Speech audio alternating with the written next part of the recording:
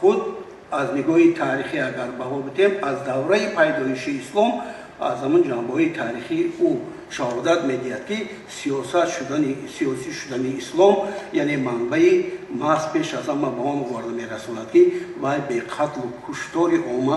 яъне ҳастии хешро тасдиқ карда наметавонад, ба арзи ҳастӣ карда наметавонад. Ва бинед ки як китоб аст дар охири солҳои 70 чоп шудааст. ислом дар арафаи асри 21 аз тарафи олимони машҳури рус навишта шудааст. вақте ки дар тамаддуни аврупоӣ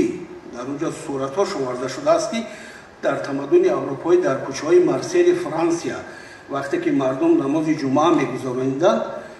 ҳама ҳайрон мешуд ба душманони воқеии ислом, оне ки аз исломи асосӣ ки асоси онро одамият, сулҳ, салоҳ ташкил медиҳад, ба хайф омаданд. با اونا گفتن باید چاره‌های اندیشید که اینقدر کوچه‌های مرزی امروز اگر ما به همین چیز خاموشانه نظارت کرده ایستیم پگاه تمام اروپا مسلمان میشود. ما باید چاره‌های مشخصی اندیشیم که یعنی مفهوم کلمه اسلام را با مفهوم تروریسم با مفهوم کشتار توأم بسازیم و این بود که در بین هر قوم و ملت و قبیله ها یافتن آدمان زرخرید را از جمله کبیری و دیگرانی که همه برآمد کردن نامهای آنها را گفتند و امروز در اروپا سامانه‌های خیش را تأسیس داده بر ضد ملت خیش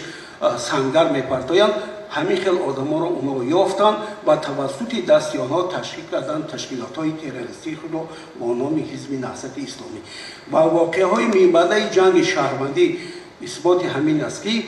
این گروه ها در اصل به خاطر یگان خیل وحدت نه، به خاطر دولت نه، به خاطر تنها منفعت های ژئوپلیتیکی دولت های ابرقدرت را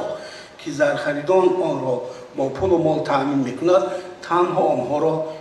اجرا میکنند و تمام.